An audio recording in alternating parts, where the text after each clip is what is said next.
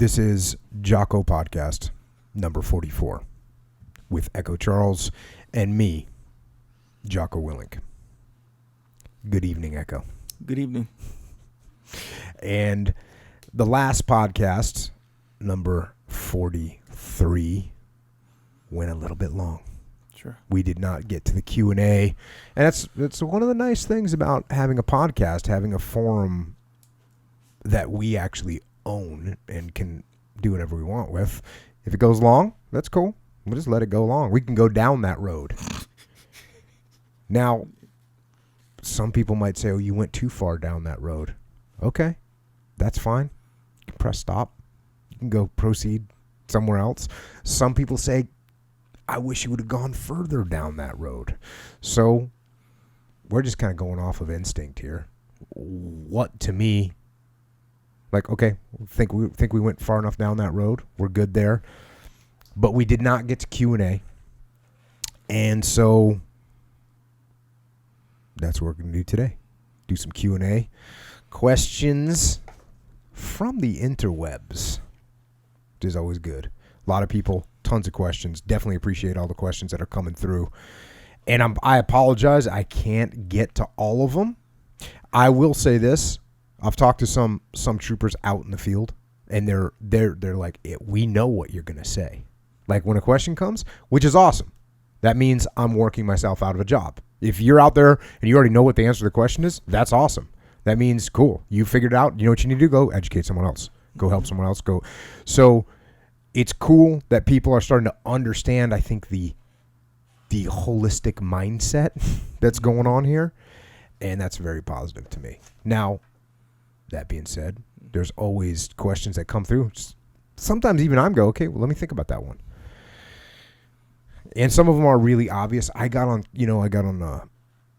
Twitter the other day. Somebody said, hey, what have you learned about people or about humans since you kind of entered the world of social media on a large scale? And I wrote back that I've figured out that humans don't Google things before they ask you the question on Twitter. Because sometimes people just ask me, a question that you could Google faster. They'll ask me about just some quote, not one of my quotes, but a Shakespeare quote or a book or a military unit, man, Google that. Don't ask me. If you want to ask me a specific question that I might know something, that's cool. That's awesome. I'm more than happy to answer it. Also, I get asked 12 times a day, what time do you go to sleep at night? So I just write 11. And people are laughing about that. Anyways, but we do get some awesome questions from the interwebs as well. And the other thing that's cool about answering questions from the interwebs is it does make me think about that specific situation that someone's in, and have I experienced it before, which maybe I have, maybe I haven't.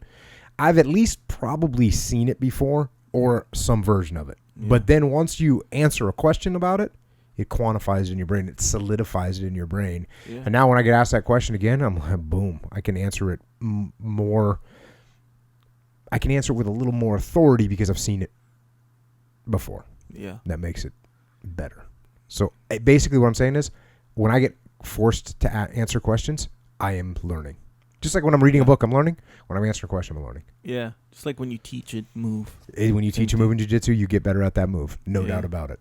And that's why it is beneficial for me, and I appreciate all these questions that everybody asks me because they make me smarter. Yeah, man. So, all right, rock and roll. All right, question number 1. This one was for you and Sam Harris. Sam Harris, that's right. Sam Harris is in here, by the way. But the question is, I would like to start BJJ training, but worry about injury. What are your thoughts? Now, I actually, we had these questions prepared to answer on the tail end of 43, and I will say this. People want to know what's my mindset is about things. What am I thinking? Here's one thing, and you might notice this pattern if you pay attention, close attention to the podcast. You might notice there's a pattern that usually after these crazy dark books, right. I usually roll that first question in the question and answer period is about jiu-jitsu. Like, let's Something, just relax a relax a little bit, man. Yeah. Somebody posted, BJJ Caveman came and rolled with me. Yeah. And someone that I know was telling me, like, yeah, my friend saw the video of you rolling. And they were like, he looks like the happiest I've ever seen him. And I was like, well, yeah, I was on the mat training. Yeah. So that's the general idea between, let's just go from the intensity generally of a combat situation from a book into, all right, now we can take a wrap off and we can talk about jiu-jitsu. Yep. I like that. Yeah, makes sense for sure. So BJJ training, and you're worried about injuries. That makes sense. Actually, I've got to ask this question a few times.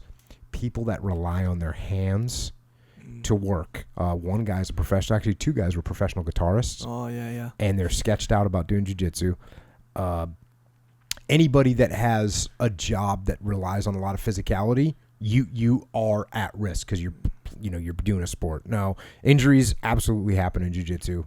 It is a contact sport, and you can get injured while you're doing it. You can get injured in any sport that you do. Yeah. Any sport that you do. The worst, I hurt my knee. I had an 80% tear on my MCL. Mm-hmm. Did it surfing. Yeah. Been heel hooked by Dean Lister thousands and thousands of times.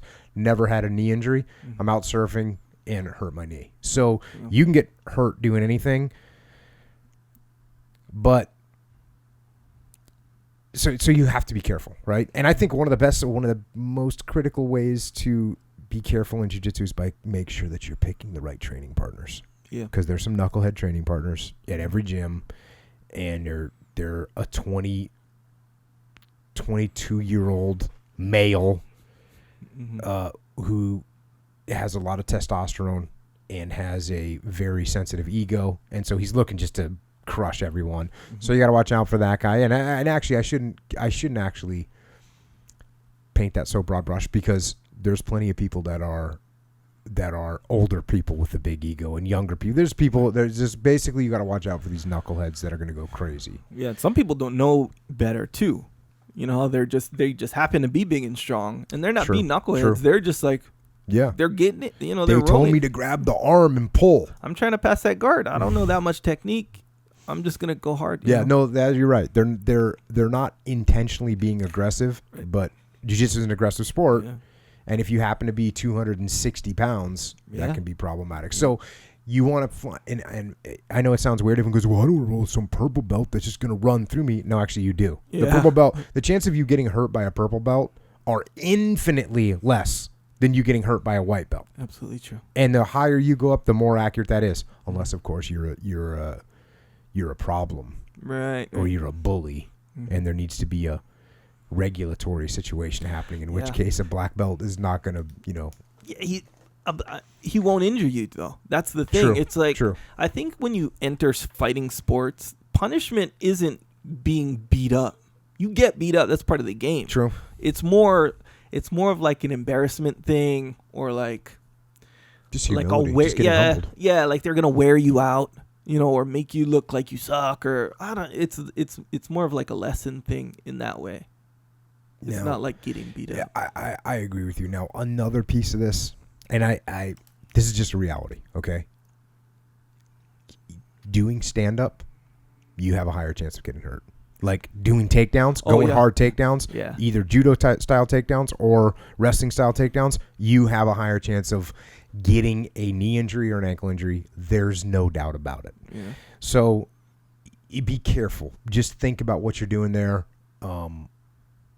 with stand-ups. If you're a person that's, you got to learn some basic takedowns, absolutely. Mm-hmm. But do you need to step in there night after night and get your full-on wrestling practice together? And if you're a 43-year-old person that, you're a 43-year-old cop that's working the beat, you need to know takedowns. Don't get me wrong. You need to train them. You need to study them. You need to make sure you know how to do them.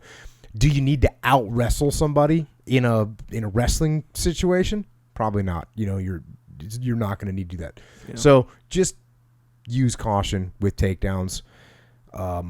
Make sure you know how to do them. But as you get to where you want to not get injured is one of your primary thoughts in Yeah. training, then just be careful to stand up. Yeah. Obviously, do a good warm up, and this is something I'm just the worst perpetrator of not warming up well. I like to warm up by rolling. So, and actually now I do usually do one round where I'm just kind of chilling and just kind of rolling flow.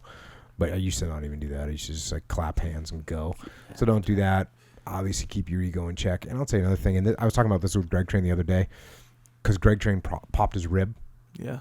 And he was just saying to me, his rib is recovered now, but he was saying to me, you know, he's like, I think you don't get injured because you work out all the time. And I'm like, I agree with you 100%.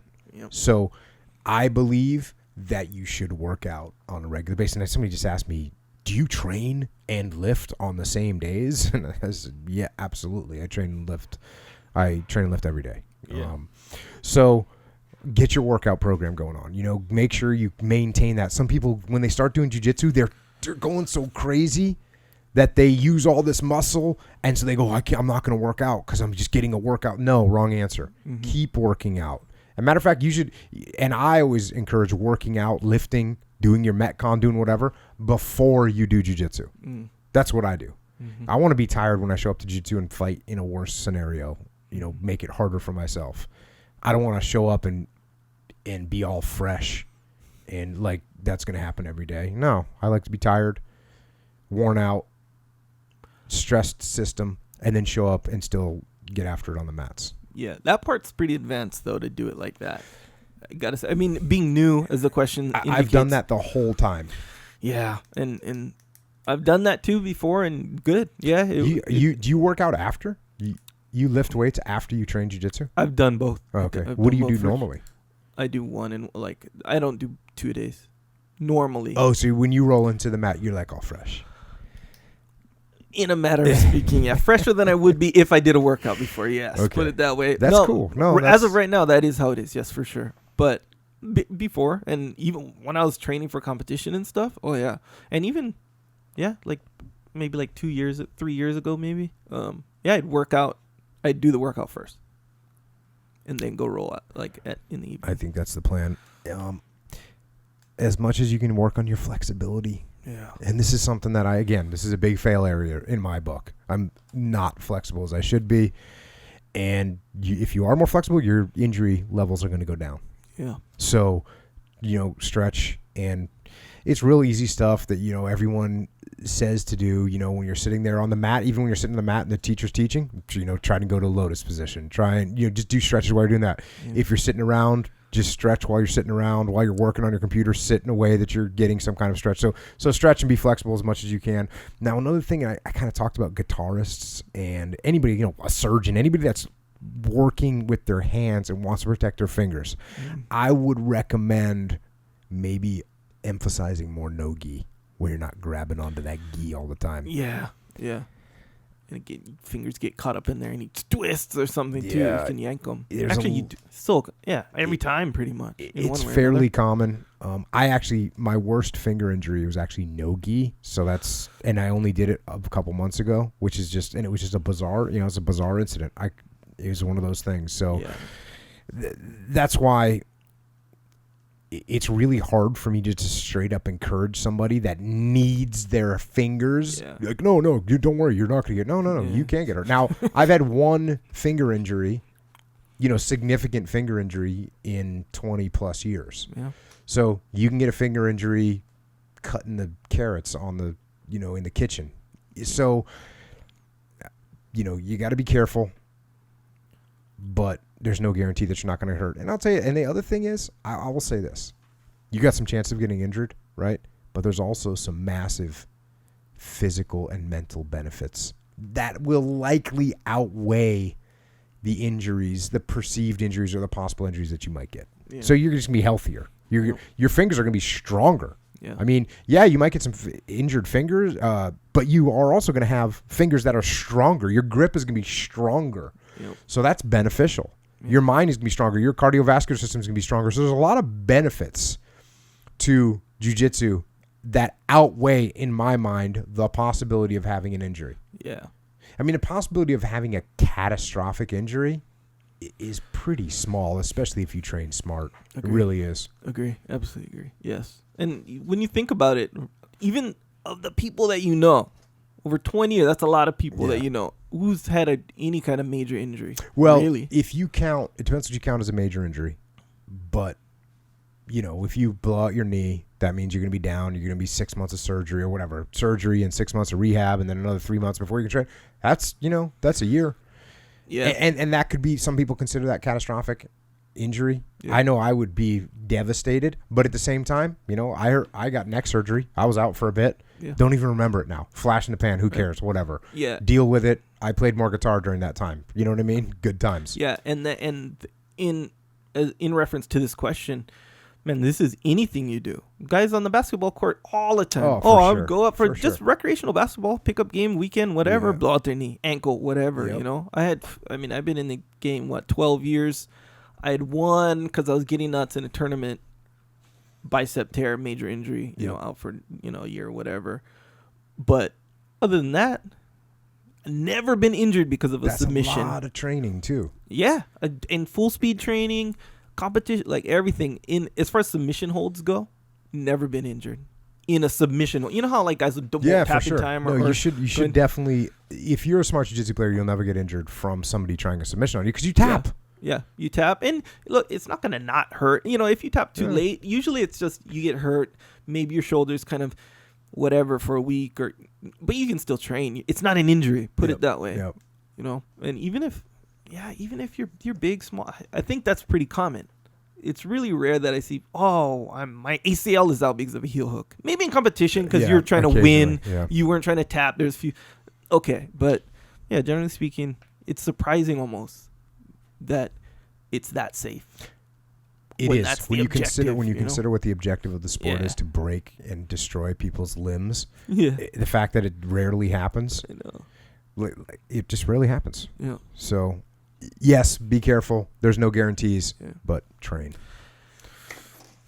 Back to the training partners part. You know, when the first where you were saying, be careful who you train with and stuff like that. So sometimes, especially like let's say if you're older, or even if you're a girl and you go in and you know you're the only girl, and you know some people they let's say the guy doesn't know any better and he's going hard. You can tell when he starts to go hard.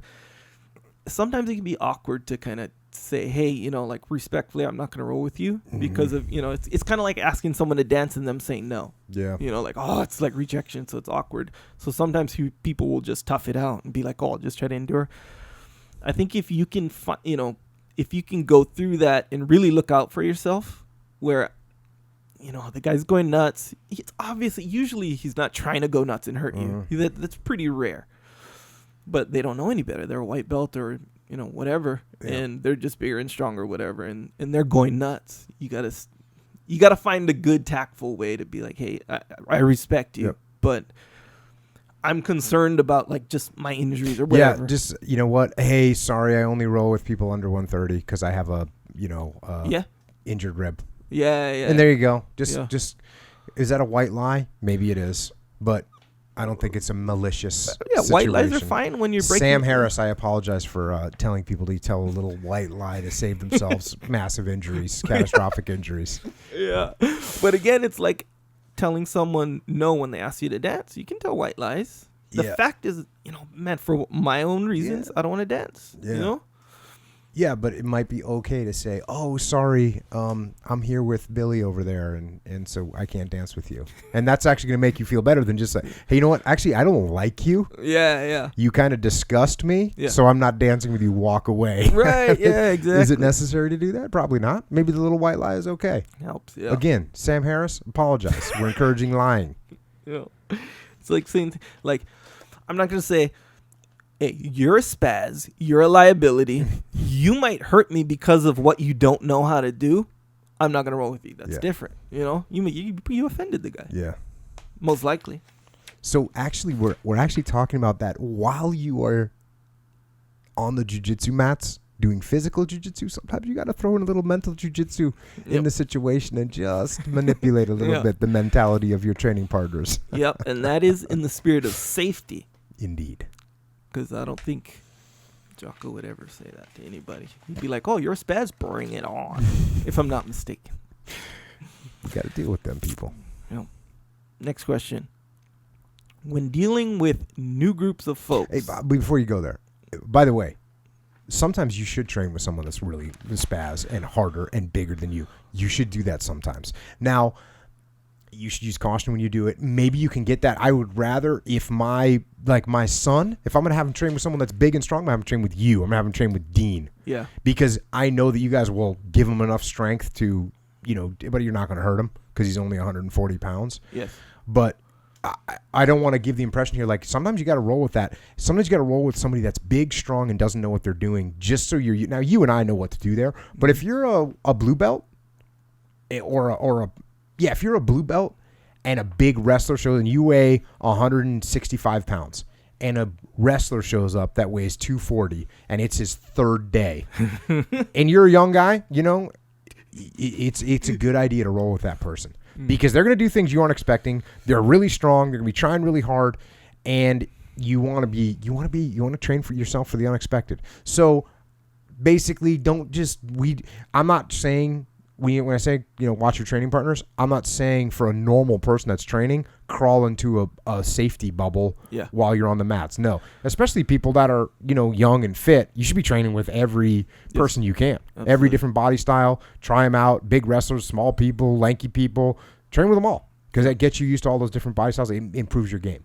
Yep. I'm saying if you are very concerned about injuries because you have a job that requires you to, use your hands or walk or whatever, then you go, okay, you know what? I need to take the long vision here, fight the long war, and really be selective on my training partners. Absolutely correct. Yes. Just like how the question is, I want to start jiu-jitsu and I'm worried about it. So exactly that guy, use your brain. Exactly. But just like how you said, when you get to about blue belt, you got to start introducing more challenges in different ways. And absolutely correct, man. Because if you don't, and you can, let's say you're used to the same training partners all the time, and you train with blue belts, purple belts. There's specific and very effective jiu-jitsu moves for other jiu-jitsu moves, right? So it's like, don't turn your back. All these rules that are pretty fundamental that rarely should be broken, and we all know them.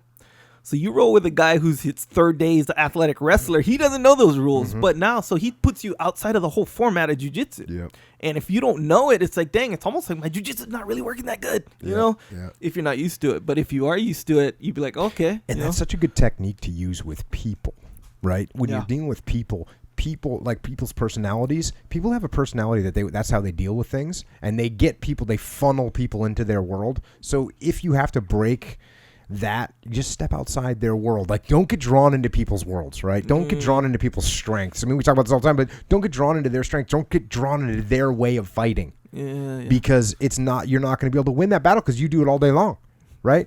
So just come at them from a different angle, usually disarm them somehow instead of being confrontational. This is just normal stuff, but instead of being confrontational with somebody, take a little flank and maybe, massage their ego a little bit. But that's it. It's the exact same thing. Yep.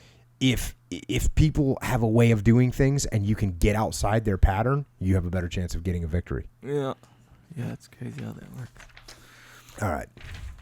When dealing with new groups of folks, when do you do decentralized command? Right away or gradually? As in, slowly give them trust or slowly take it away as needed? Again, this is a good, solid question. This is something that people ask on a fairly regular basis, and it's a pretty straightforward answer. Okay, you can't obviously just right away just give people full autonomy because you have to build it up somewhat incrementally, give them the opportunity to be on their own now. And what you're really building with decentralized command is you're building trust. And that's what you're trying to do. And as I've said before, the best way to build trust is to give trust. But before you give trust, you've got to set expectations. You got to set standards. You got to set guidelines because this person that this is a new person. They might be a crazy. They might be incompetent. They might have a totally different vision of what's okay than you. They might be unethical. There's all kinds of things that they might be that you cannot allow for.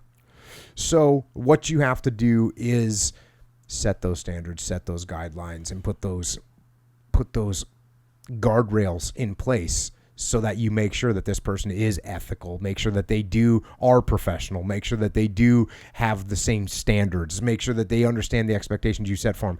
And that's when you can start to hand out more slack and more ownership, because we don't want to micromanage. When I talk about parameters, I'm not talking about telling people exactly how to do it. But let's say you and I started working together and you were my subordinate.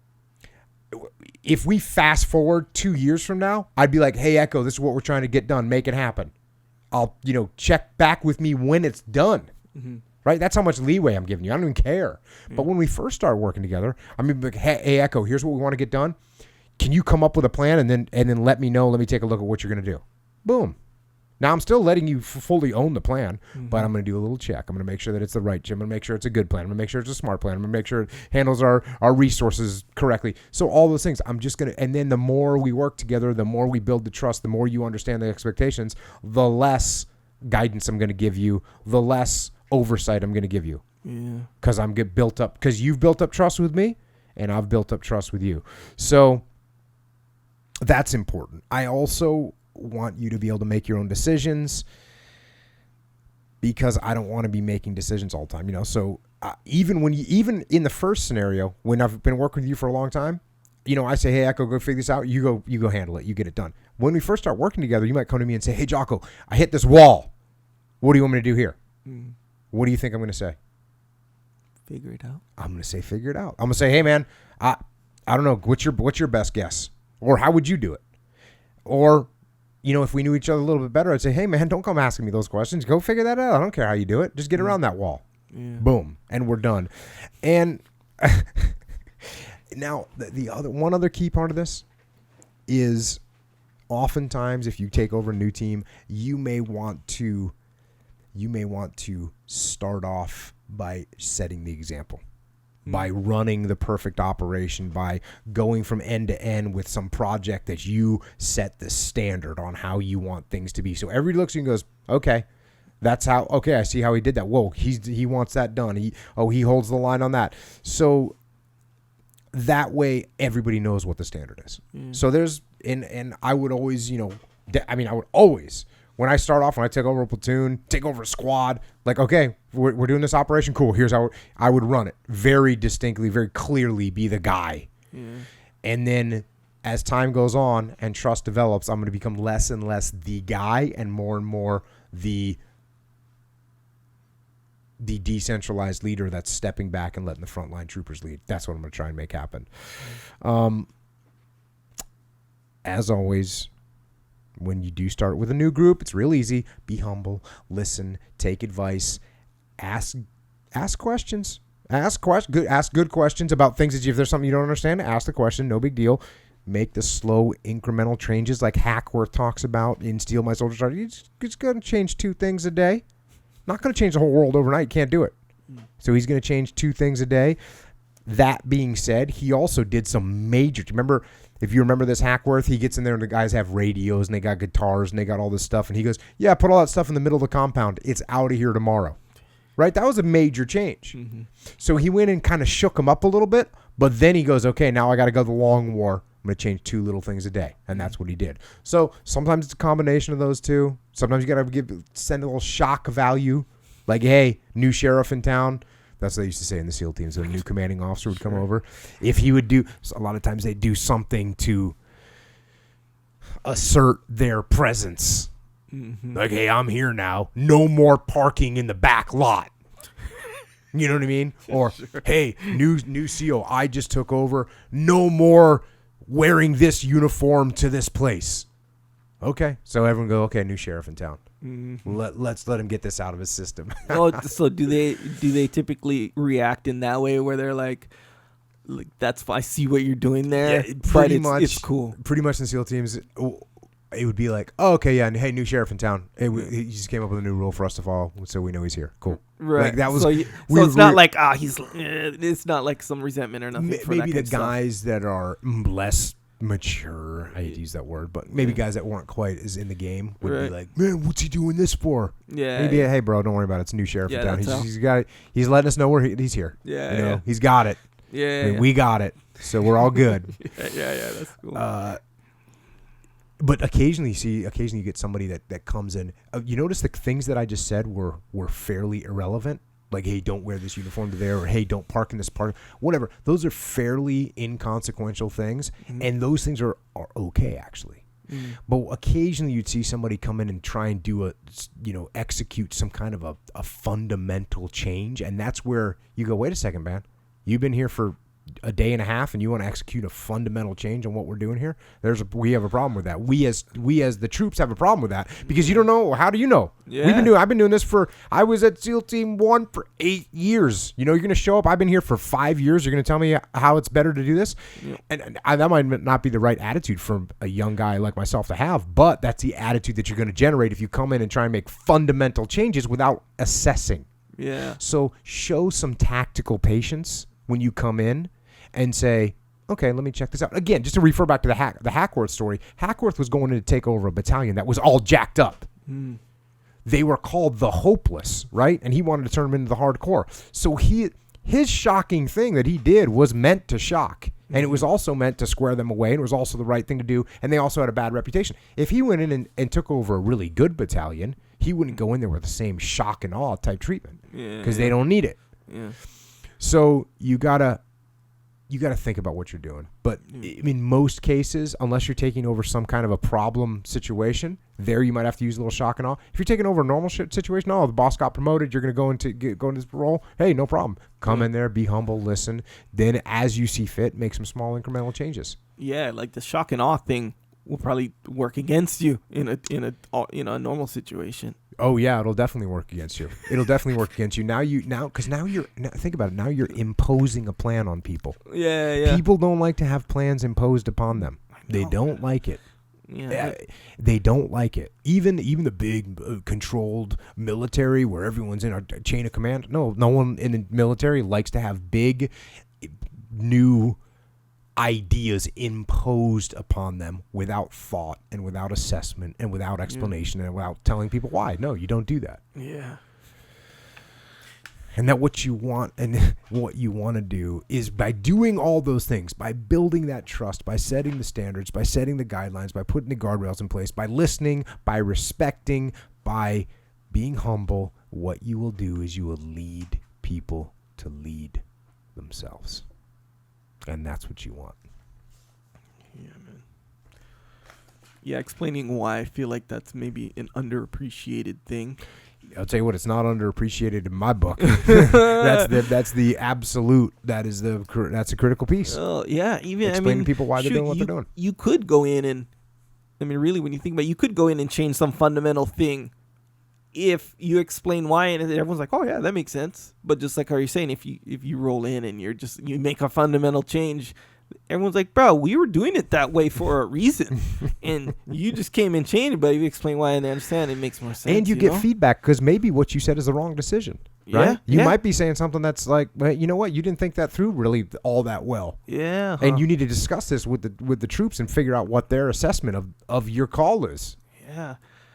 Yeah, it's, again, one of those things where when we talk about it like this, it's like, yeah, that makes perfect sense. But it's, I don't know. It seems. You know what's funny is, on the podcast, just as an example, we talked fairly shortly about going to the podcast once every 2 weeks, right? Mm-hmm.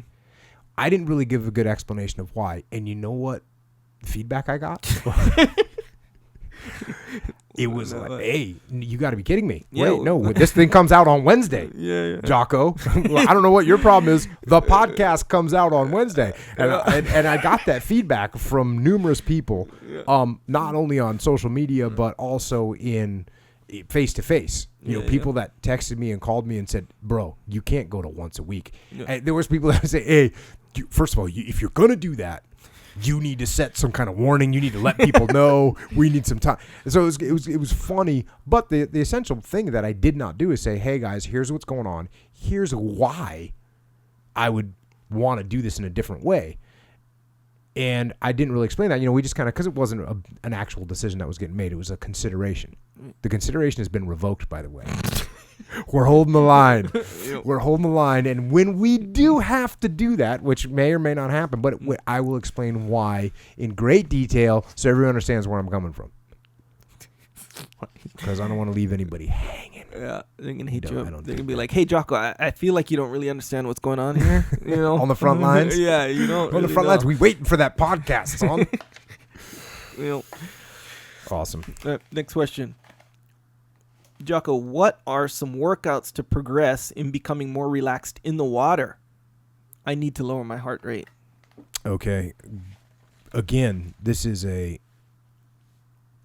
good question. It's actually a little bit of a universal question. That's why, again, I like to take questions that apply universally to multiple things. Becoming comfortable in the water is very important. Water makes you better. Water makes you a better person. And I'll tell you, I've said this before, in the SEAL teams, one of the things that makes us good in the SEAL teams is we have to deal with water, and water is a pain in the ass. It ruins things, it floods things, it stops things. It stops guns from working, it stops radios from working, it stops humans from working. You drown in it. Water is very tough to deal with. It's a very harsh environment, especially the ocean water. I used to say that every time you go in the water, it's a real world op, because you can get killed. You can get killed in the ocean. You can get killed in the ocean today if you make the wrong moves. So you definitely need to be comfortable in the water. Now, first things first, water will kill you. Water will kill you. You will die. Yep. If you make mistakes in the water, you will die.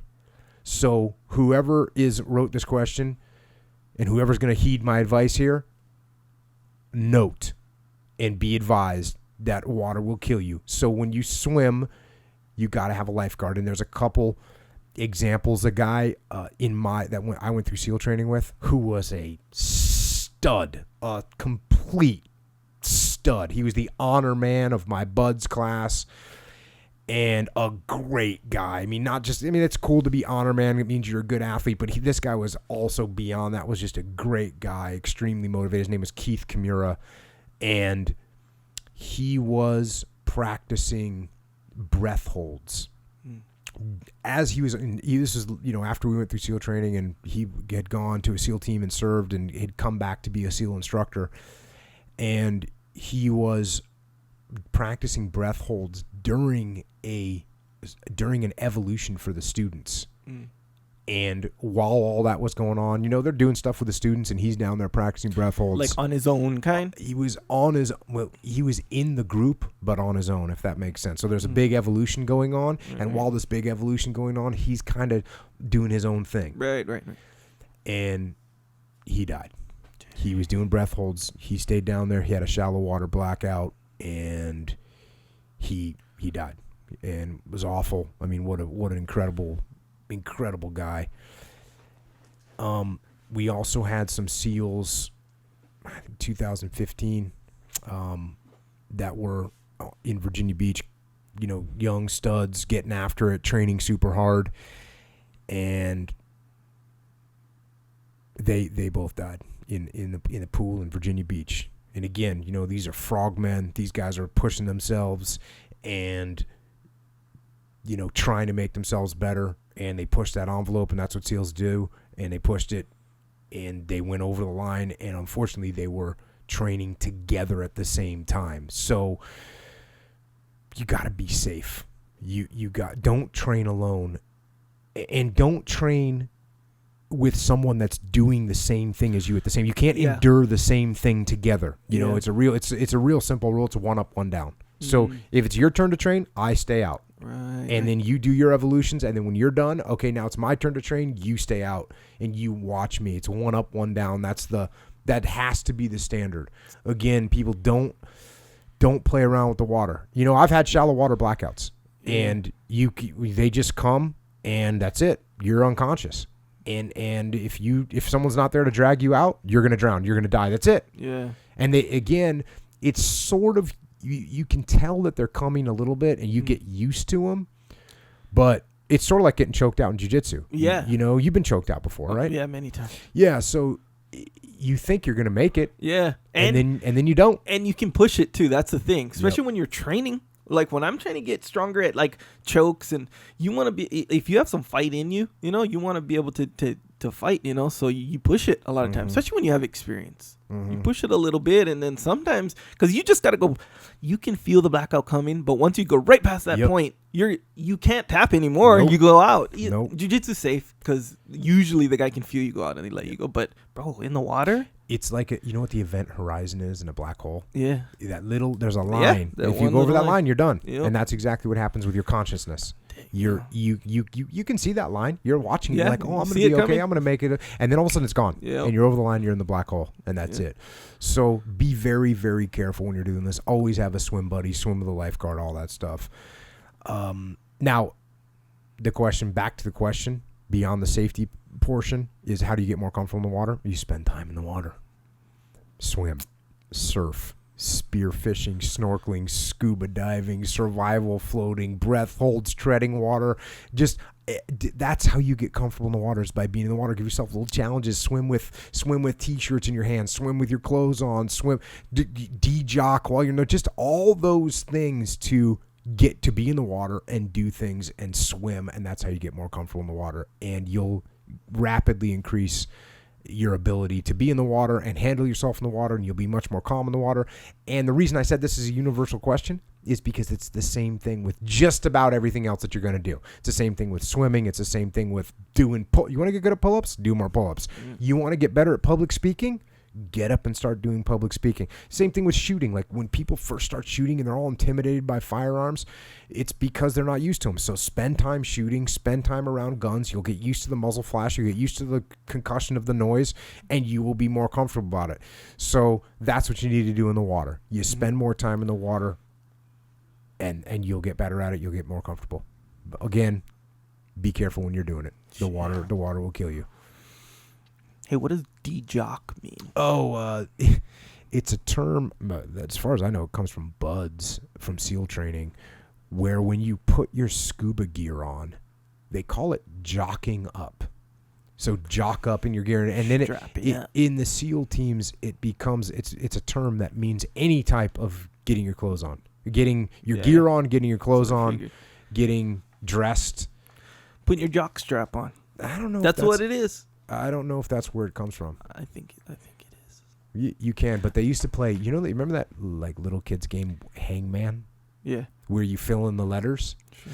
Well, whenever the class would make a mistake, they'd have jock up written on the board, and they'd put one letter in, and then when you spelled out all of jock up, then they would make you do jock up drills, which are not fun. But it's just putting on stuff, your gear. Yes, stuff. But the jock up drills involve ridiculously stupid and hard calisthenic workouts with your entire gear loadout on. Yeah. So they would, we used to, you know what bear crawling is? Yeah. Yeah. So you had to bear crawl with twin 72 tanks on. We bear crawled to the chow hall. I mean, it's a mile. I think our instructors got in trouble for making us bear crawl with. You can't do that. It's inhumane. Yeah, they were like the Geneva Convention called and said, "Bro, no." Yeah. We had to bear crawl in football. We had to. There was an incident in camp in football at UH one time, and where we're supposed to be, sleeping, lights out, whatever. Yeah. And a guy who remained his name is Tupu Alu. This is like when I was young. I was like a freshman. Tupu Alu, some one guy, and he I can say his name now because he admitted it afterwards. But before they were otherwise we would have had to keep his confidential. Yeah, it's totally classified. Tupa getting after. Tupu, what did Tupu do? What did he do? Okay, so people were messing about. We were supposed to be in bed, so security comes or whatever, and like everyone hides. I don't say we. It wasn't me. I wasn't doing it. And someone threw a sandwich at the security guard, hit him, and it was this big incident. In and of itself, throwing a sandwich at the security guard, that's more funny than anything. But we're supposed to be in bed. We're a football team. You can't do that. So it was like, hey, who was this? If no one admits it, everyone's gonna get punished. So of course everyone gets punished. We're doing bear crawls across the field nonstop. Mm-hmm. So it was like, I can relate to the bear crawl to the chow hall.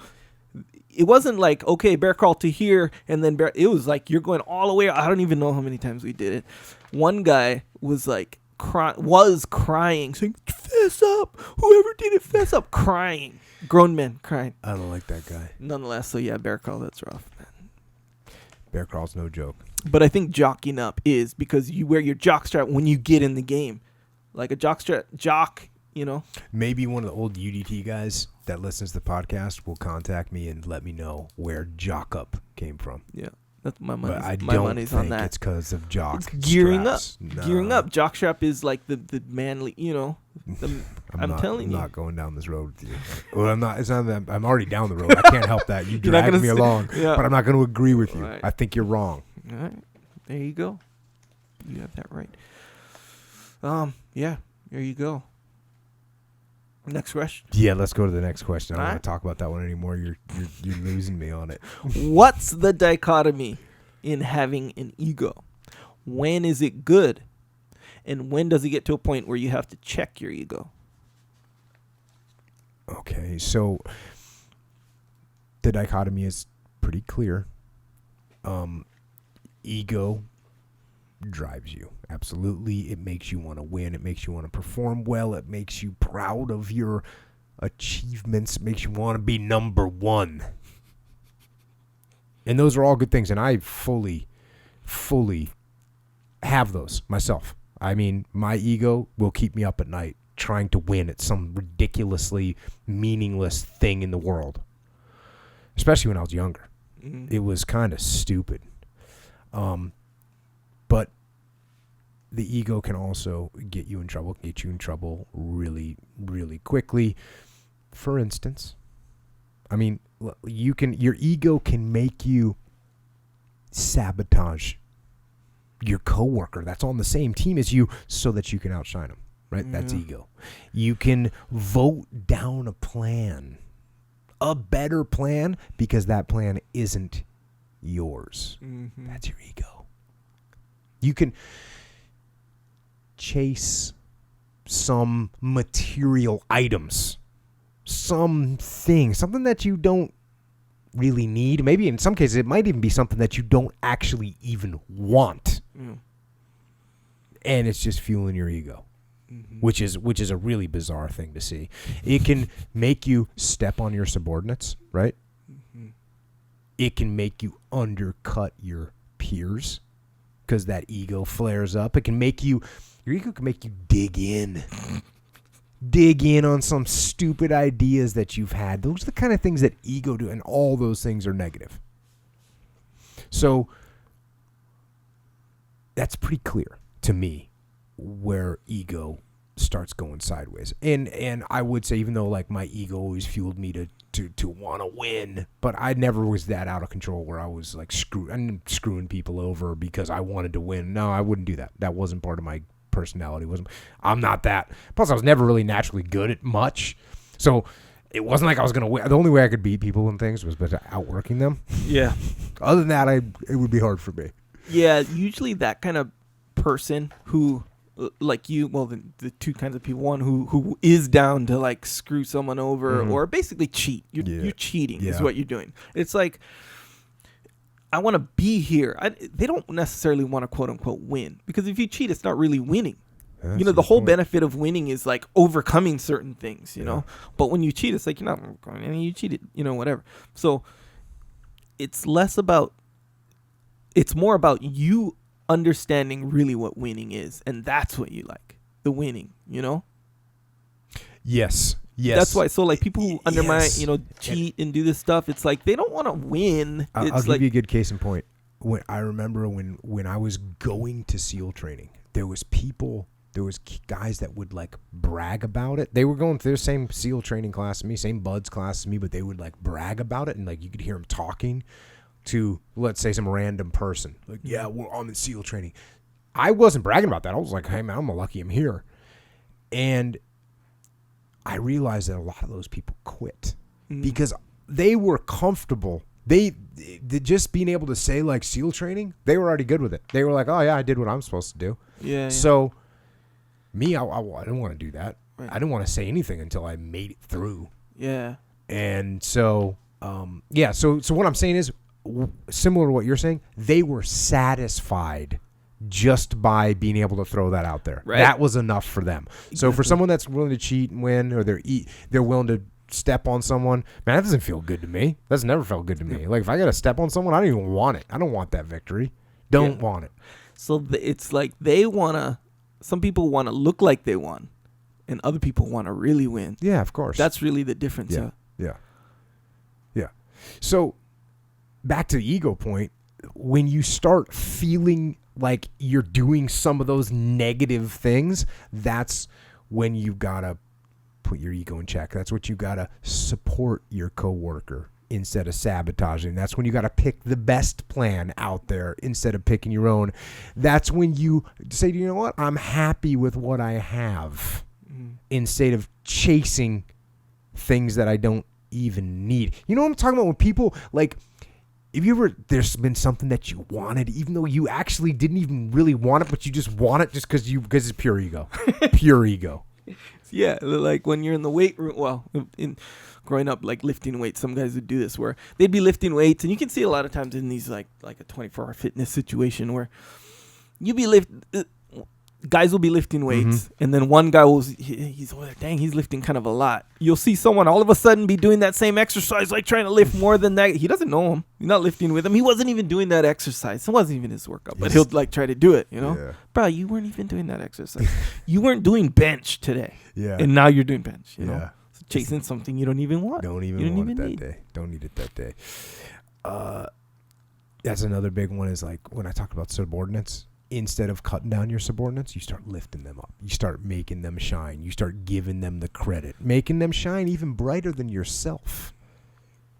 That's the beautiful thing, when you can put your ego in check and you can make that happen. Making your own boss look good, having an open mind to new ideas. Those are the things. That's how you put your ego in check. Those are the things that. Those are the hallmarks of having your ego in check. Now, sometimes people don't know when they need to put their ego in check, and I think there's one really easy indicator to know when you need to just at least like do an assessment of your ego, and that is when you come into conflict with another person, because a huge percentage of conflicts that you have with other people are ego. Yeah. Are their ego. And so when you feel that conflict, whether it's about positioning, whether it's about an idea, whether it's about a plan, whether it's about, well, no matter what it's about. But if I'm in conflict with you on something, immediately I'm going to say, okay, wait a second. Is this your ego talking? Yeah. Or is this business or is this ego? Yeah. And if you do that, you will find yourself, any form of frustration or anger that you have, just check your ego. And there's a good chance that you're going to be able to take that thing, get a hold of it, and aggressively put it in check. It's hard. Your ego is a tough bastard. Yeah. Your ego, man, that thing wants the spotlight. It wants to shine. It wants the glory. And it's driven. You know, that's a lot of you high achievers out there.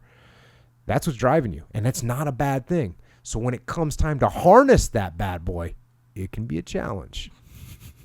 But it's very rewarding when you make it happen. It's rewarding in a long-term gratification. It's not immediate gratification. Yeah. Generally, you're giving your subordinates all the credit for some project that they did.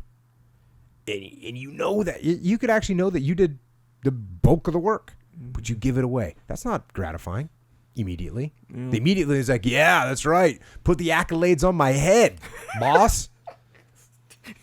That's immediate gratification that you're looking for. No, you say, hey, boss, you know what? Don't put the accolades on my head. Look at my team. Let's crown them because they really did a great job, and I'm just here to help them. There's no gratification in that. But when you get feedback a week later, a month later, 6 months later, people want to come and work for your team. Now your team gets picked for another project. That's the long-term gratification that you get when you keep your ego in check. Yeah.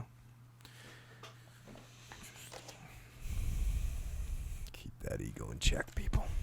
Yep. This year I took extreme ownership over every detail and mistake of the roofing company I was starting. But instead of inspiring my employees, they just got entitled. Because of this, the business almost ran into the ground. In addition, I got so worn down that my resolve almost collapsed. In your estimation, what did I do wrong? So, this is an example. I don't see this all the time, but I do see it sometimes. And what we have here is, clearly, guy steps up and says, you know what, I'm going to take ownership. I'm going to take extreme ownership, which is what I'm always encouraging people to do. Leif and I wrote the book. We called the book Extreme Ownership because that is the fundamental principle that we see as the common trait that makes people successful when they're taking ownership instead of blaming other people. So that's what this guy did with the roofing company. Hey, I'm going to take ownership of all the mistakes. Now, the problem there is with the concept of extreme ownership, it means taking ownership of the mistakes, taking ownership of the problems, but it doesn't stop there. That is simply where you start, because the real true ownership that you need to take is you need to take extreme ownership of the solutions, of implementing the solutions, of creating and implementing the solutions. That's what you need to take ownership of. So in a situation like this, like for instance, I took ownership of everything, so my team became entitled. Now, first of all, in that statement in its own right, if I say, hey, we failed because my team became entitled, what did I just do? Blame them. I blame them for becoming entitled. Dang. Why did they become entitled? I allowed them to. What am I going to do to solve that? I either have to change the way I'm treating them. Maybe there's a couple cancers in there that have that attitude, and I need to fire those people or replace them or get them retrained or put some ownership on them so that they realize, I'm going to lose my job if we're going to fail this mission, or the company's going out of business if I don't do this right. So that's the mistake there. So you've identified the problem, you've taken ownership of it. Hey, we got to make sure we get our jobs done on time. Okay, boss, well, you didn't order the gear in time and you didn't do this and now we're behind, so it's not our fault. And by the way, pay me. If that's the attitude your employees have, you got a problem as a leader. So what is the problem? How do you fix that problem? The thing is about ownership is taking ownership of the problem doesn't fix the problem. Right? It doesn't fix the problem. You still have to come up with the solution. So that's what it is. When we talk about extreme ownership, we're definitely not just talking about owning the problems, but like I said, owning the solutions and owning the implementation and actually carry to its furthest stretch, to its furthest outcome. That's where you have to take extreme ownership of, and this is the most important part. And obviously I need to make this clear enough because this should be something that everyone fundamentally understands when they talk about extreme ownership. The most important part for you to own as a leader is the outcome, is the end state. If you are not meeting your end state, that's what you have to take ownership of. That's what you have to make happen. So that's it. When your company's not doing the right thing, you got to take ownership of the mistakes that happen. You got employees that are acting wrong. Hey, it's my fault that they're acting wrong. You got deadlines that you're missing. Yes, it's my fault that we missed the deadlines. Now you got to go back and ask yourself the question, how do I make the deadlines? How do I fix those employees? You got to solve those problems that are out there. Otherwise, extreme ownership doesn't do anything for you. And we've talked about this before as well. And that is that taking ownership of things is not a shelter. Right. It doesn't provide shelter. Yeah. It doesn't. And some people think it does. They go, hey, you know what? Hey, we failed on our mission. It's my fault. Okay, so, let's move on. No. Actually, no, we don't move on. You failed in your mission. How are you going to fix it? Yeah. Extreme ownership does not give you any mercy whatsoever. That's what's hard about it. And by the way, the thing that extreme ownership that makes it hard is because the previous question, it attacks your ego. Because when you say, hey guys, this is my fault, you're not just saying, hey guys, this is my fault, let's move on. You're saying this is truly my fault. Yeah. We failed because of me. And these are the things we're going to do to fix it, and I'm going to own it until we get it done. Yeah, dang. Yeah, that it kind of makes sense. Like, it is one of those all or nothing things, you know, where you can't, it's just funny how you put it, you know, where you're like, I did my extreme ownership, the rest is up to you guys kind of thing. You can't really do that. And this question is a really good question, and I appreciate it because you can see the guy that asked it, he clearly is motivated, wants to do well, right. But again, my fault for not explaining this well enough. He thought that just taking ownership would solve the problem. No, you have to take ownership and solve the problem. Matter of fact, the taking ownership part is the initial part that lets the rest of it happen. And that's why we emphasize it so much, because most people, they just don't take ownership. They're not even close. Yeah. This guy, he's close. He's taking ownership. Now he's got to realize, okay, I took ownership. I realize that it's my fault. And again, it's not just him saying, well, it's my company, so it's my fault. And so I hope this works out. No, I don't hope anything. You fix it. You make it happen. And I appreciate this question because I could see in his earnest asking of the question, like he's like, man, what did I do wrong? Yeah. What did I do wrong? Here's what you did wrong. You know, you made the first step, which is the hardest step. That's the positive here. Yeah. One of the most positive things about this guy is he's made the hardest step, which is, okay, this is my fault. The follow-on is what he missed. Now, how do I fix it? What do I do to implement it? You got lackadaisical, entitled employees. That is your fault. So how do you fix them?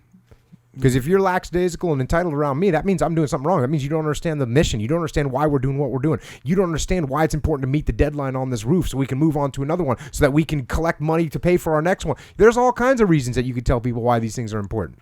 And if you have people that they know exactly why they're doing what they're doing and they still aren't getting in the game, you need to find some more people to come and work for you.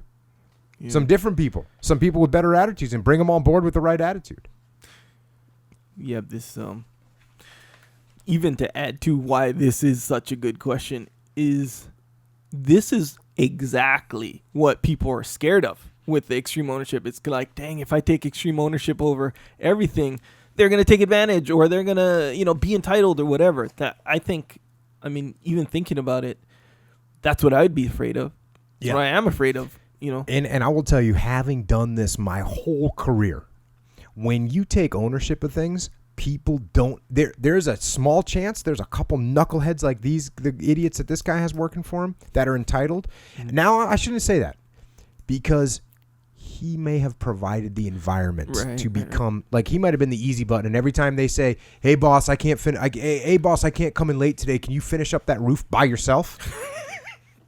And he's like, "Hey, you know what? I'm going to take ownership of this." Right? He goes, "Okay, I'm going to take ownership. Don't worry about it. I got it." Now he does that 4 days in a row. He's worked 16-hour days. He's starting to get broken mentally and physically. You ever done roofing before? Yeah. Have you ever done any roofing? Yeah. That's hard work, especially in the summertime when the blazing sun, 14, 16-hour day. I pulled a chimney off my little chimney off my roof one time. I thought I was going to be able to just patch the roof. No, I had to strip like a third of my roof on my house. And then I'm up there. We got rainstorms coming. I'm up there. Okay, I got to roof this whole thing in the next, 18 hours? Get some. Yeah.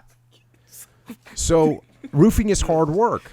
Yes, sir. And if you don't if you don't get these employees in the right mindset, if they're not part of the team, if they're not on board, how are you going to fix that? And what I was going to say is, if you become the easy button all the time, then that allows them, it fosters the attitude of, hey, you know what? This is on Jocko. He's the one that he's still got to pay me. Yeah. Like, no, actually, here, let me tell you how it really works. You know how I pay you regardless of what you do? Well, eventually I don't pay you anything because you don't work here and I don't have a business anymore. So if that's where you're at, I don't want you here. And I will do this myself, and I'll schedule my jobs appropriately so I can do it all myself. If you want to get in the game and be part of this team, which you should, then this is what I need from you. Here's the expectations. This is why. Mm-hmm. Because this year we did 14 roofs. Next year, I want to do double that. And that means I'm going to get you a crew that's going to work for you, and you're going to bump your pay up a little bit. I'm going to get you moving along and get you promoted. Maybe sometime you'll have 2 or 3 teams working for you. Do you want to do that, or do you want to continue being the guy that's hauling shingles all day? Are you in the game with me or not? Are you part of this gig?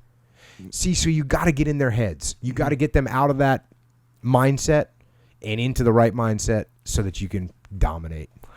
Yeah, I feel like that extreme ownership kind of provides that too, where if, like how you've always said, if you're like blaming them, overtly blaming them, they're like, oh, this guy's not on my team. They have that feeling. But if they're like, if he's taking the responsibility, it's like, oh, dang, this guy's kind of on my team. Yeah, I do want to do all that for you. You're right. Classic example. If I approach you and I'm like, Echo, dude, you're just entitled. You're entitled. Yeah. You don't have a good attitude. What attitude do you have now? Yeah. What attitude do you have now? Now you're like, oh, what are you talking about? I'm entitled. Yep. What are you saying? I'm entitled? Yep. Yeah, you're damn right I'm entitled because look at what I've been doing. No. Whereas if I take a different approach with you and say, man, look, I think you got a lot of potential. I think you got I know you got a lot of things going on at home, and I know you got that girlfriend, and I know you're doing this and that. But you know what? I think you got some potential here. Let me show you what it's going to lead. I know you don't want to be carrying shingles for the rest of your life and on your knees smacking nails, right? But maybe you could be running a crew. And this is how I want to grow. Do you kind of want to get in the game with me? Because I think you might. You see what I'm saying? That's all it takes. You understand me. Yes. Yeah. Good question. Thanks, and good luck with that company.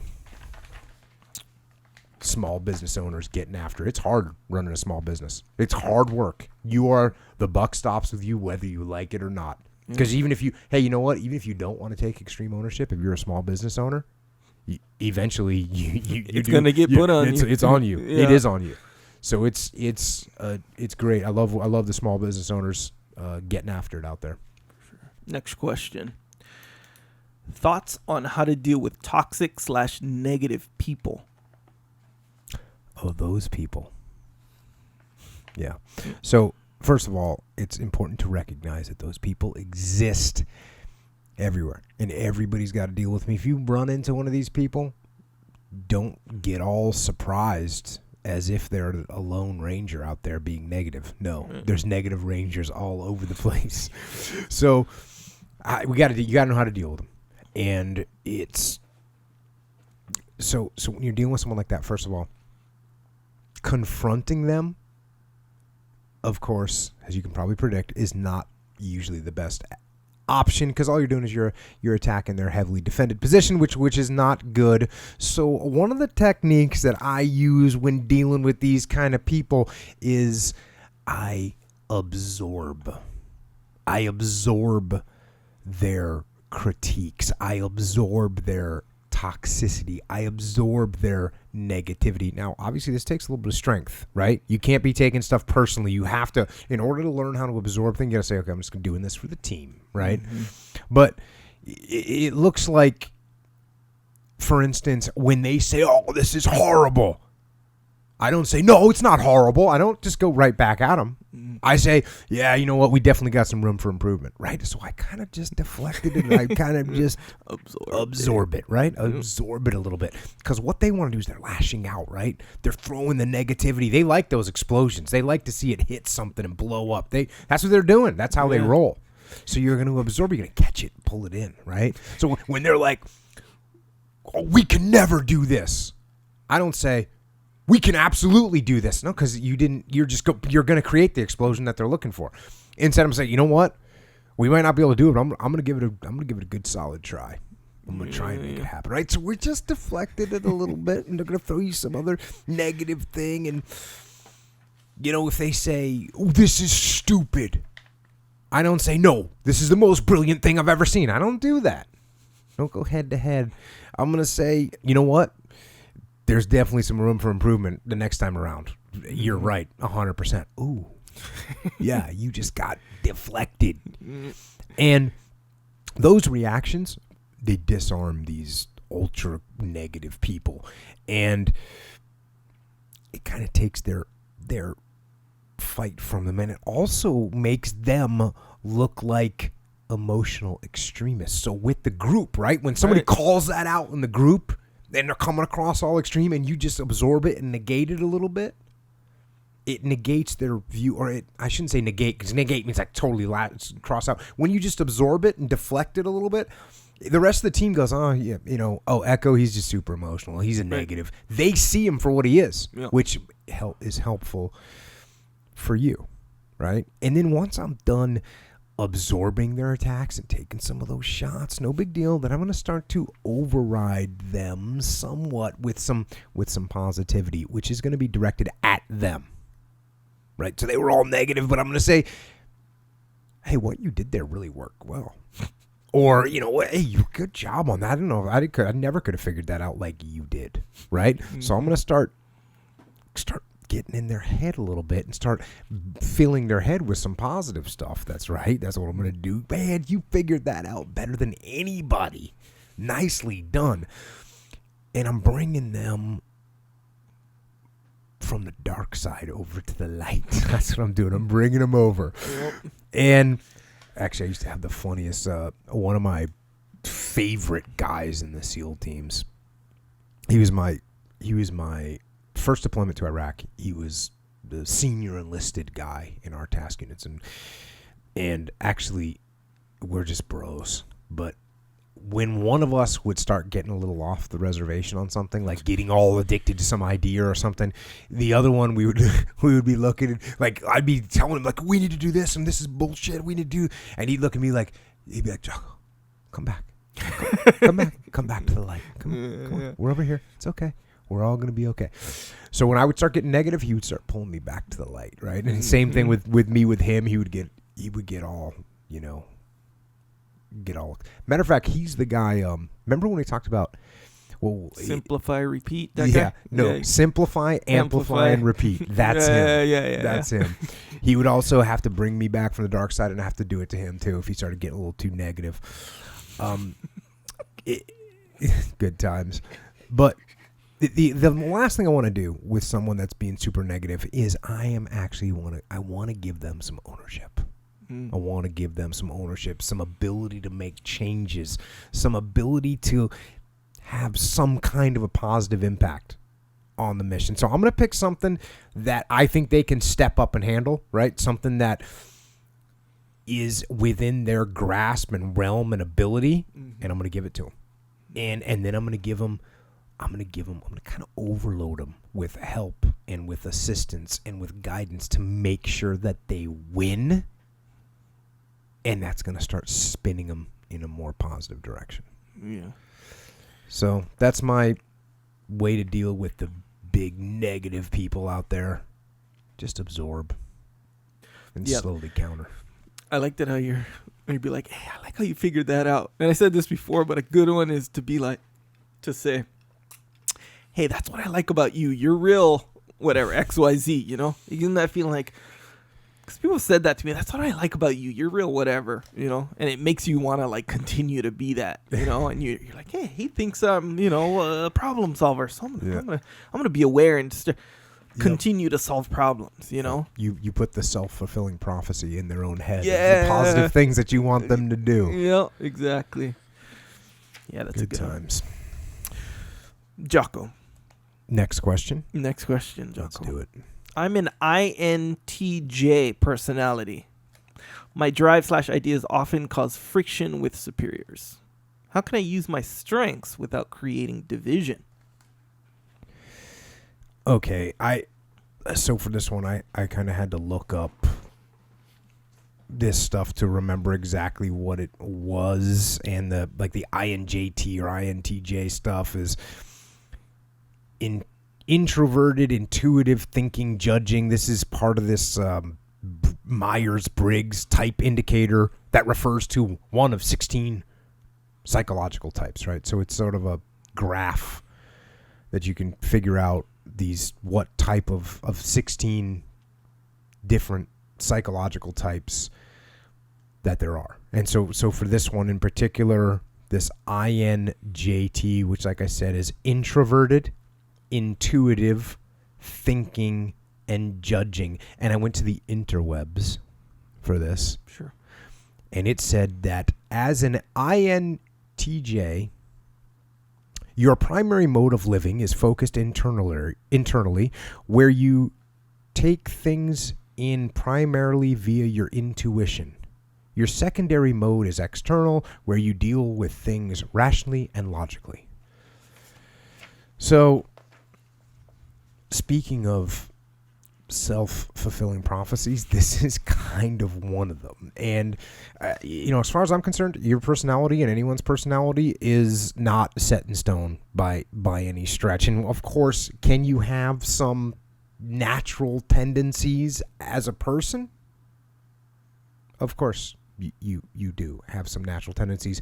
And if your brain was on autopilot, you would steer towards those personality traits even more. But luckily, our brain is not on autopilot, and you have your hands on the wheel, and you can control your mind, and you can, in this case, step back and get a grip on things that, according to the question, that cause friction, right? If as an INGAT, you are supposedly too demanding, and these are little quotes that they had. If you're too demanding or not open to other people or not open to other ideas, here's what you do. Real simple. Get less demanding. Right? If you have a hard time listening to other people, listen to other people.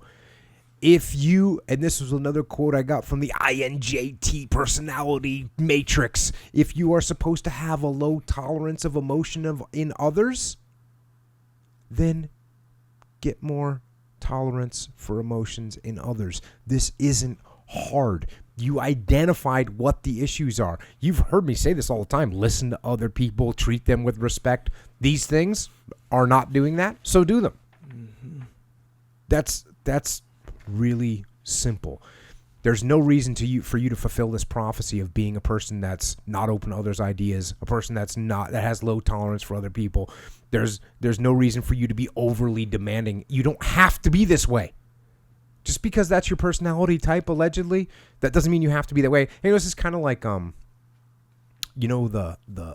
horoscope signs. Right? Sure. And do people even talk about those anymore? I don't know. My dad. Well, what is it? Horoscope or astrology? Astrology, right? All that stuff. Is that the same thing? Yeah, it's the same different thing. Yeah, well, you read your horoscope, but it's based on astrology. It's based on the magic of astrology. Yeah. People still do that. So when it hasn't happened to me in a while, but when I was younger, people would say, what sign are you? And I'd say, I'm a Scorpio. And they'd say, "Oh, I knew it. I could tell you were a Scorpio. You guys, I totally pegged you as a Scorpio. I saw that." And I go, "Actually, I'm not a Scorpio." And I'd say, "Actually, I'm a Libra." And they'd go, "Oh, no, yeah, for sure, you're a Libra all the way, definitely, because you have this and you're that." And I'd go, "Actually, I'm kidding. I'm actually Virgo." And then they wouldn't trust me anymore and think I was a bastard and whatever. But my point is, according to some random zodiac calendar, you can place those like overlays on anybody and you can kind of make them fit. And that's what I'm saying is, like, I'm not saying that the ENTP or ESJ or LMNOP or whatever.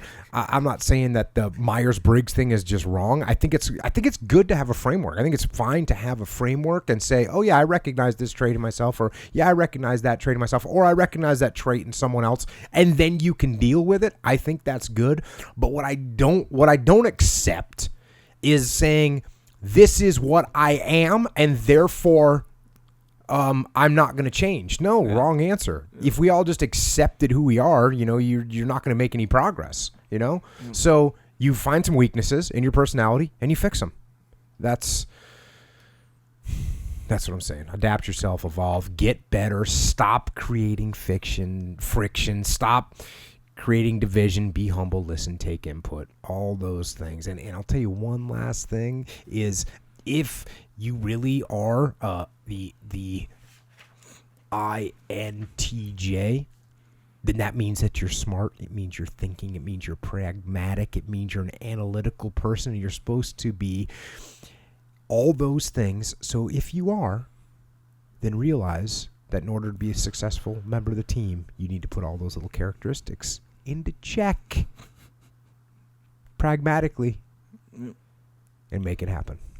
It's funny. I was reading about that very recently. About INJT and all that? The Briggs, Meyers, well, introvert, Meyers, the Briggs. whole thing, introvert, extrovert. And yeah, so there's that framework but as it turns out, it's like a bell curve. Mm-hmm. Where most people are somewhere in the middle and you kind of bounce in the middle there. Mm-hmm. So there's extreme introverts for sure, extreme extroverts, but usually it's you're in the middle, you know. Yeah. Cool, there's a framework, cool. Another thing with that is just like I said, the self-fulfilling thing. Mm-hmm. So like this, and I always like say this just to my friends, whatever. There's a different, like, feeling a certain way. I don't think you should have too much guilt in feeling a certain way. Like, you know, sometimes they'll be like, dang, I felt like, I don't know, I felt prejudiced or something like that. And it's because those feelings come from a bunch of things that a lot of time you can't control. But behavior is different. So you can feel one thing and behave. If your behavior is just based straight up on your feelings, then that's kind of whack. You know, you got to be smarter where, okay, you have these natural feelings, cool. So you're an whatever. And you might tend to have certain types of feelings or lack of tolerance for this, or you're not tolerant for, you know, this or that. So when you're like, hey, I'm this, therefore it gives me a pass to behave this way. It's like, dang, bro, you can't do that, man. No. And if you're intuitive, bro, shouldn't you kind of know that? I guess. I would hope so. But yeah, so again, there's a difference between like feelings and behavior. And usually I would be, you know how you say like, yeah, if you want to be tougher, be tougher. You know? A lot of times I'd be like, well, there's more to it than that. And there is really. But bro, in this case, in a way, bro, you can really look at it literally like that. If you have a lack of tolerance for emotional, bro, just tolerate it. Mm-hmm. Bro, I think people do self-diagnose and give themselves a pass. And I know we do I think we do it naturally too, because I know this, I'll put it real ambiguously because I don't call anyone out, but I know this family where the little girls growing up, they're like, they kept telling her, hey, you're acting this way because you have, I don't know, I forget what, I think Asperger's or something. Yeah. He goes, oh, that's just your thing. And they didn't like cultivate anything. They were just like real dismissive about it. That's it. And then now every time she acted up, she wouldn't like try to curb her behavior. Mm-hmm. She'll act up and be like, that's just my whatever, my Asperger's or whatever. That she embraced it, still behaved, you know, in whatever way she felt like behaving, and then just kind of put it on the Asperger's. Yeah, you can. It's mind control. Yeah, man. It's mind control. Obviously, you get some people that have some significant, you know, mental problem. Okay, I understand. But like this person that's writing a logical question, they got mind control. They just need to say, you know what? Yeah. I'm going to be more open to other people's emotions. I'm going to listen to other people's ideas. Ready, go. Do it now. Yeah. Oh, I'm rejecting Echo's idea at point blank range. Okay, that's a signal. Yeah. I need to not do that. Yeah, Echo, I am open to your idea. Let me hear it. Right? Yeah. It's that easy. Yeah, that's just my INTJ acting up. I gotta check that. Yeah, the feelings versus behavior thing, I think is, well, it's one of those things where when you know the problem, that's like, because this person's obviously ahead of the game because they know, they know this is what's causing. Okay, I can identify when I feel that stuff coming on. Very important. Like it's an ailment, you know. It's not an ailment. It's good. It's dope. All right. Next question.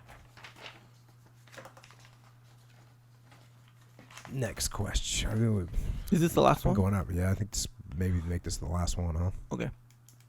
Jocko, we all know bad things happen to good people sometimes. How do you deal when those things happen to people around you? Very true. That sometimes bad things, horrible things happen to good people. And I don't know why. But life isn't fair. That's the reality. And disease, like cancer and MS and horrible diseases and accidents and these things, a good person in the wrong place, in the wrong time, can end up just a victim of fate and of reality. And it can be horrible and heart-wrenching. But when those bad things happen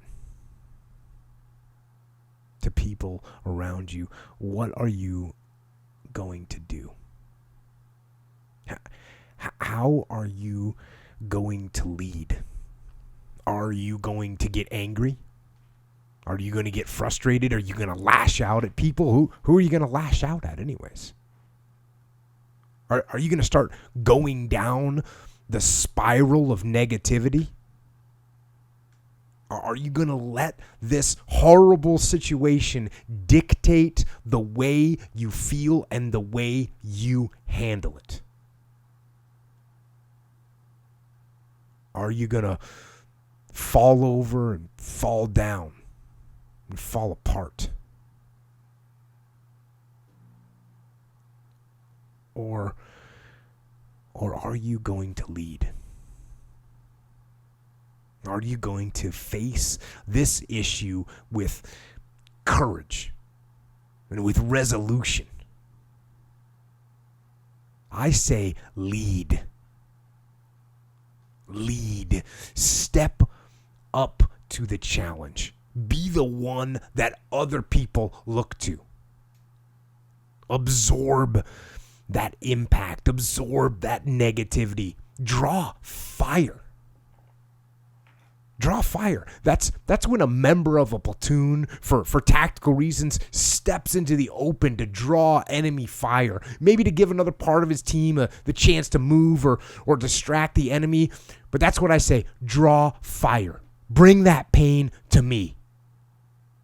I can handle it. When maybe others cannot. And when bad things are happening, I am going to try and be the one good thing. The thing standing tall that can be relied upon. Because I know that attitude will spread. It will bolster those around me.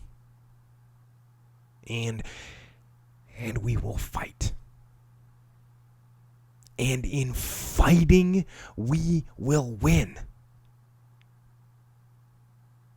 And if not the battle, and if not the war, we will win because our spirit, it will never surrender. And that is the ultimate victory. To hold your head high, and even in the face of inescapable defeat, to stand and to fight.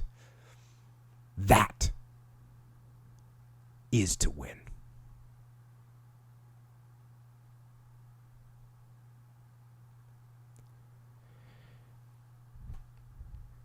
And I think that's all I've got for tonight. Echo. Yes. Let's close this thing out a little bit. Before we do that, though, let's talk about how the people that are listening to this, if you want to listen to more of it, what's the best way to support the podcast? What's the best way to get in the game here with the boys? Help us keep rolling this thing out. What's the best way to go? I do want to clarify, get in the game means a lot. Yeah. Because you're getting in the game and flourishing in the game, really. And to do that, you may or may not need supplementation. If you do. You like that? It's like a little... Like where you went there. What do you call it? Like a transition. Anyway, so supplementation, right? I need more krill oil, by the way. You should have told me that before we met today. Yeah. As opposed to right now. Mm-hmm. Nonetheless, Onnit has best supplements. Everyone knows that. I think everyone knows that by now. But if you want 10% off and you're new to Onnit, or even if you have Onnit stuff and you just, when you're getting more, you want 10% off, go onnit.com/Jocko, 10% off. If you really want to step up your supplementation game, I think I mentioned this like once before, but nonetheless, it's called Stay On It. It's so, you know how I don't have krill oil right now? Yes. I didn't stay on it. You So didn't stay on it is boom. It's like the monthly recurring. one. Yeah. And in this case, it's like it's good because it is one of those things that you need to come back. Yep. Every month. You need krill oil. Yeah. Every month. You need Every krill month, oil. yeah. And like warrior bars, you need varying levels of Yeah. warrior bars per month. You know, Sometimes more, sometimes less. sometimes less. It's true. But yeah, onnit.com/Jocko, 10% off. Boom. Check out all their stuff. Very good. Also, Amazon. Trooper Tool does not work anymore. The Trooper In Tool case you has didn't been know. destroyed by the Empire. Yeah, which, you know, it had a good run and, you know, cool. But nonetheless, we are still doing the Amazon thing and people do support through Amazon, which is good. Very good. It's awesome. Yeah. So What does it cost them to support the podcast through Amazon? It costs 3 seconds of their time. That's appreciated. And that's just a one-time investment potentially. If you save it you click on, you go to the website, jockopodcast.com or jockostore.com. Click on the Amazon link before you do your shopping. It'll take you, to Amazon. Save that. Save the resulting links in like a bookmarks. Is a favorite bookmark. Favorite. Yeah, man. Whatever So you you can call it. support every time you shop. Doesn't cost you nothing. That initial 3 seconds of your life. You know, a lot of people have been doing that, and that's solid right there. Thank you. But yeah, do it that way. You can support, and also subscribe on iTunes if you haven't already, and subscribe on YouTube. I know I've been saying this for a while. You're actually trust level. I know, man. You're starting to cost yourself there. I know, And bro. I think it's my fault actually. No, man, should you've been giving me trust, and bro, I haven't been throwing it back at. Well, I don't know. Nonetheless, I know I've been saying it. Where you're getting as you're going to make more videos. I'm Is that put what you're some more going to videos. say? Yeah. Now, yeah, I'm going to tell you, just trust me on this. Everybody that listens to this podcast wants you to make more videos. Don't feel any pressure about that. Maybe that's just not you. Maybe you just don't, you don't want to make it happen. That's okay. Yeah, no. I would want you to know that we all of us, we all want you to make more videos. That's the vote from us troopers over here. So you got your thing. Hopefully you can find some time and make some badass videos. All right. I'll try. Thanks for calling them badass. Well, they are. Shoot, that's motivating. Thanks, bro. Well, hopefully it can motivate you enough that you find some discipline to make some more videos for us. Okay, I'll do it. But yes, Tonight. YouTube subscription And subscribe to the podcast. Right? Yeah. You got to subscribe to the podcast. That's Right, the on most iTunes. basic, right? On iTunes. Yeah. Yeah, that's the most basic level of joining Yeah. the movement. Yeah. Is that Tuesday night, maybe around 11 o'clock, depending on where you are? depending on where you are. Sure. Maybe it's 2 o'clock in the morning. Wednesday night, a little icon comes up with a little one next to it that you got a new podcast to listen to, which is good to go. Yeah, that one is what do you call that? It's like a queue or something, and what they expect is what's called a variable reward. Anyway, that's a whole different thing. Nonetheless, you subscribe. brought up variable reward. Go. What is this? Is this like the endorphins thing where you see it and you get all excited? Yeah, kind of. So variable reward. It's like it's like the iconic case is any like Facebook or whatever. You see the alert. I you got know? a You're like, message. it's something. I don't know what it is. It could be someone talking good about me. It could be someone invited me to play a game. It's a variable reward. Like it could be a something with a high payoff, could be low payoff, but I know it's something. I don't know what it is. Well, They get excited. They want to click on it. In this case, I'm going to go ahead and say, I know it's going to be a high value reward. Yeah. When I see that little one, I go, yes, I get to listen to the podcast. And I know some people said it was weird I listen to the podcast. I have to listen to the podcast so I know, A, what we talked about, B, what we could do better, Yeah. C, where we need to get better, Yeah. all those things. So I got to listen to it. Yeah, sometimes even when people will, like a lot of times, okay, the podcast comes out the next day. A lot of us on Twitter are bringing up stuff, that you said or what I said, whatever, and you'd be like, oh wait, yeah, I didn't know it came off like that. Whether it's true or not or whatever, it's kind of like, so when you listen to it, you're like way more in tune. Now, this might be a backhanded compliment or not. I'm not sure. Mm-hmm. But when you say something cool on the podcast, everybody loves it. Everyone goes nuts. Yeah. And I'm not trying to say that you don't say cool things often, because I think you say a lot of cool things. But the ones that people capture and they go, yeah, Echo said this, and they do, like, they just flood the interwebs with Echo Charles's greatness. Yeah, you know what that's like? It's like when a 2-year-old says like a word, or like a 1.5-year-old says a word, and it's like, oh my gosh, they said I love you. Like, bro, everyone says I love you. It's just a fact. There's not much. What did you say before we recorded? You said something like pretty legit before we recorded today.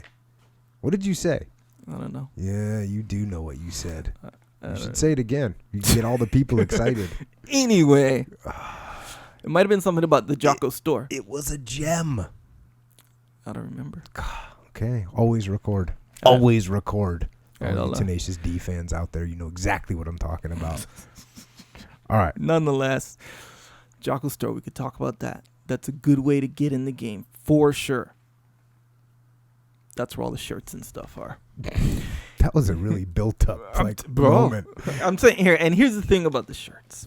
What's on the shirt? There's a hidden or not so hidden meaning. So, a lot of times, you know the meaning. If you listen to this and you're kind of in the game, you know the meaning, But it's not just a shirt with a design. There's meaning behind it. So that's why I say. So if you listen, then you know, right? Yeah, basically. exactly. If you listen, and if you don't listen, sure. then it makes no sense. It makes less sense. Put it that way. But yes, exactly right. There could be some shirts that make no sense to anybody.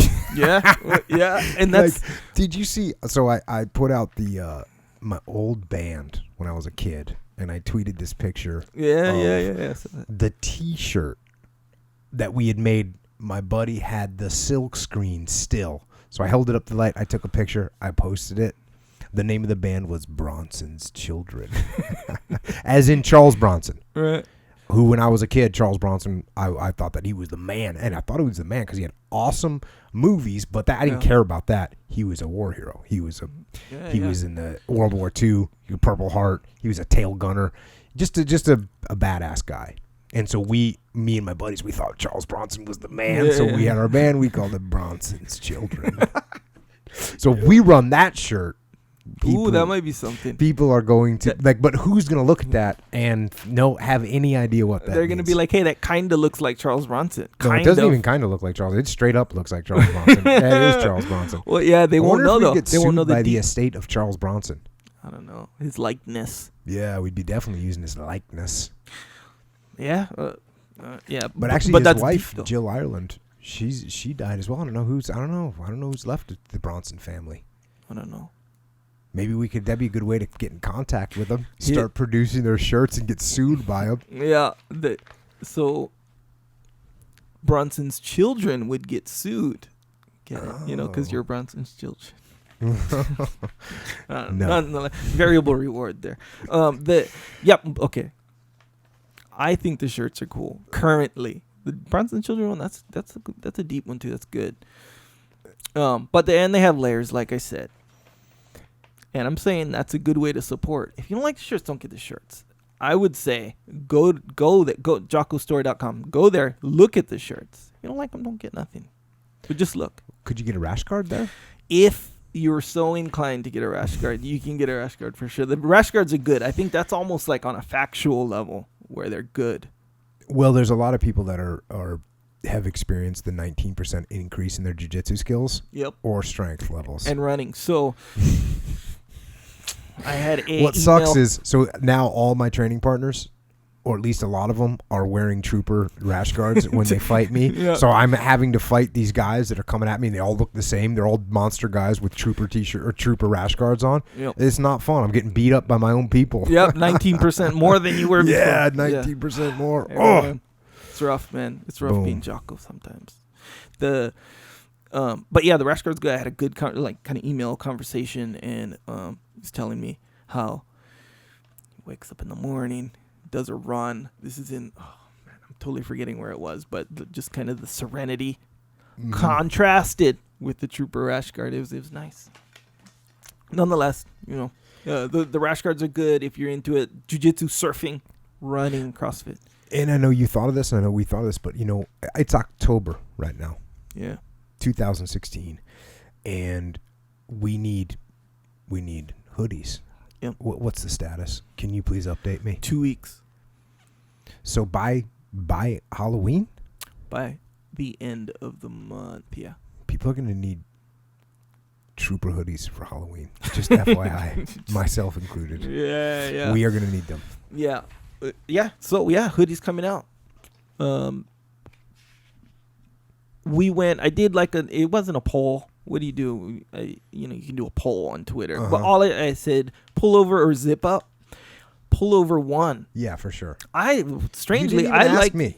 Well, yeah. That's jacked up. Amen.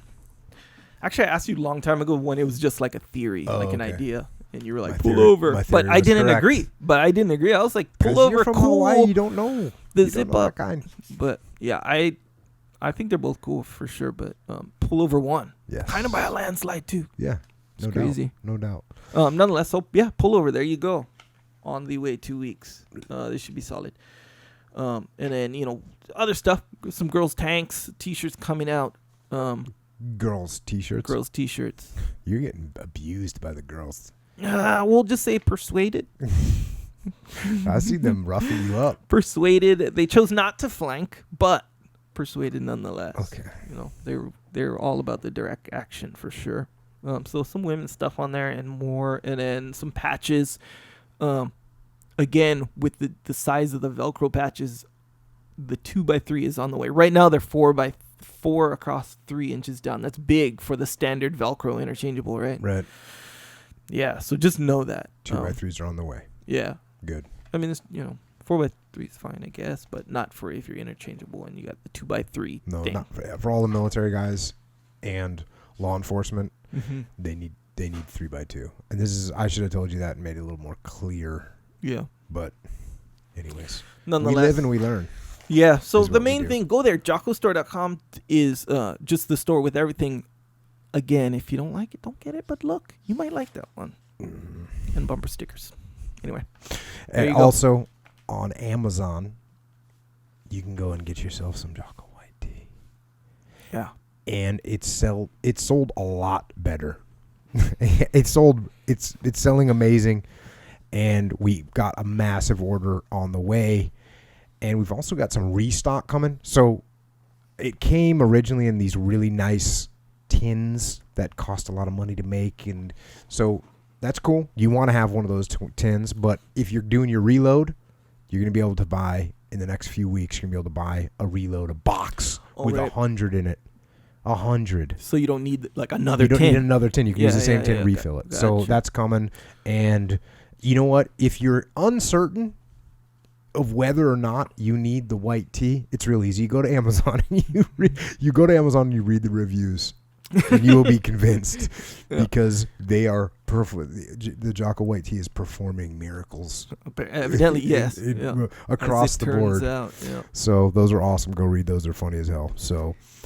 And let's see also, if you haven't gotten Extreme Ownership book by myself and my brother Leif Babin, just go ahead and grab that book and own that book. Take extreme ownership of the book, Extreme Ownership, and you'll be good to go. And also, if you have it, but there's other people that need it, sometimes you need to take ownership of that situation as well, and you just need to buy them a copy. Mm-hmm. And also, Extreme Ownership, The Muster in San Diego, California, October 20th and 21st.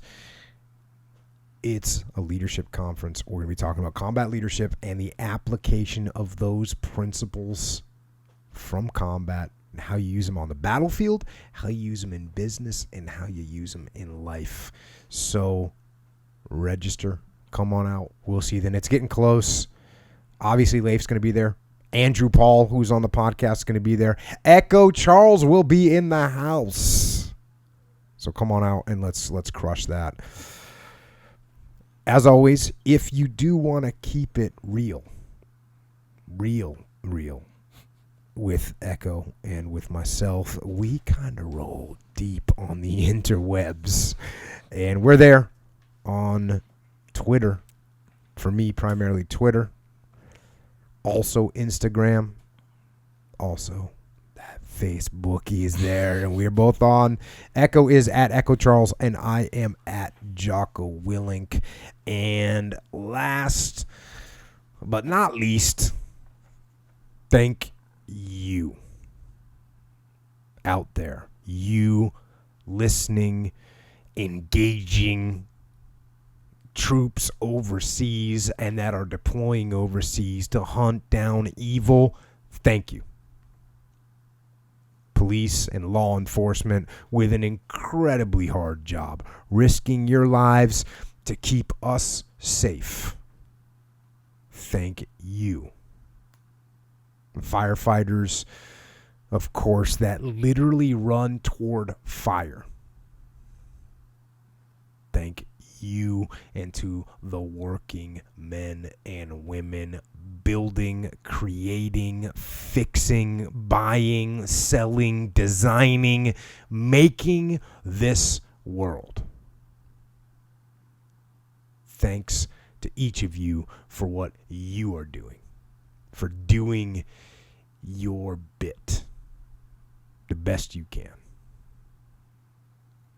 And finally, thank you all for getting after it. And so, until next time, this is Echo and Jocko. Out.